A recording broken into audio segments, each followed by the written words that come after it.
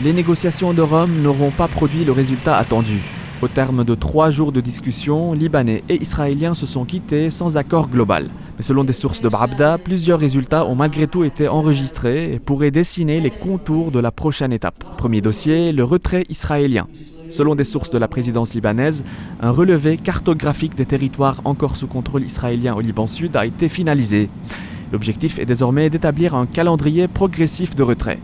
Mais cette étape dépend toujours d'une décision politique israélienne. Autre avancée, les négociations ont officiellement ouvert le chantier d'un futur accord sécuritaire.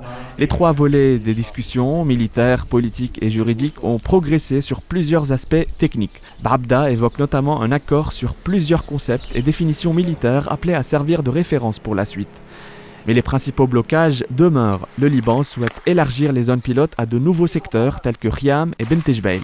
Israël refuse pour l'instant, estimant que les 2 premières doivent d'abord être pleinement sécurisées et vérifiées.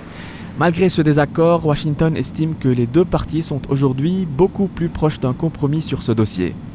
Même impasse concernant le mécanisme de vérification du cessez-le-feu. Selon Haaretz, aucun consensus n'a encore émergé quant au pays qui devrait composer ce mécanisme, même si l'Italie apparaît comme une option sérieusement envisageable. S'il est un dossier qui se distingue, c'est bien celui des prisonniers. Des listes préliminaires ont été échangées et Beyrouth réclame la libération rapide d'un premier groupe de détenus. Les discussions portent également sur une implication du Comité international de la Croix-Rouge.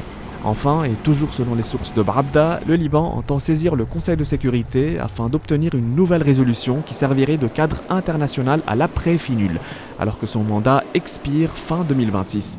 Reste que ces discussions se sont déroulées sur fond de regain de tension et d'intensification des frappes israéliennes au Liban Sud. La prochaine session est déjà annoncée pour le 1er septembre. D'ici là, les prochaines avancées dépendront en grande partie de la capacité de Washington à convaincre les 2 parties.